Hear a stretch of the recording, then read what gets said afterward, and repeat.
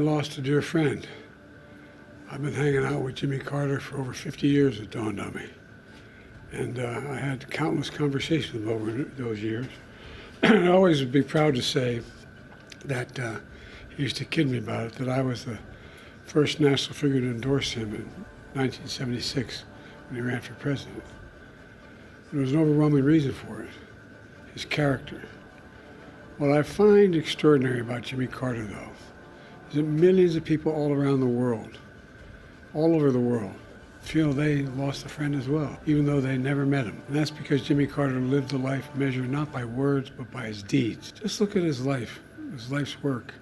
He worked to eradicate disease, not just at home, but around the world. He forged peace, advanced civil rights, human rights, promoted free and fair elections around the world. He built housing for the homeless with his own hands. And his compassion and moral clarity lifted people up and changed lives and saved lives all over the globe. Jimmy Carter was just as courageous in his battle against cancer as he was in everything in his life. Cancer was a common bond between our two families, as in many other families. And our son Bo died. When he died, Jimmy and Rosalind were there to help us heal. Jimmy knew the ravage of the disease too well. He lost his father, his brother, his sisters to this terrible disease. So when Jimmy was diagnosed, we did our best to comfort him. We met with him down in Plains, we met with him, and anyway. We talked and shared our beliefs that as a nation, we have the talent and the resources to one day end cancer as we know it, if we make the investments. He believed that like I do. I'll always cherish having seen Jimmy and Rosalind Carter together. Theirs was a love affair of the ages.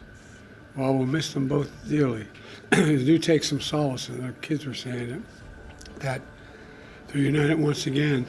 We're going to remain forever in our hearts, but they're together again. The entire Carter family, on behalf of the world, the whole nation, we send our whole heartfelt sympathies and gratitude. Our gratitude for sharing President Carter with us for so many years. You know, Jimmy Carter stands as a model of what it means to live a life of meaning and purpose, a life of principle, faith, and humility. His life dedicated to others. You know, he was like my dad. He thought that, he said, Joey, a job's about a lot more than a paycheck. It's about dignity, your dignity. About being able to look your kid in the eye and say, honey, everything's going to be okay.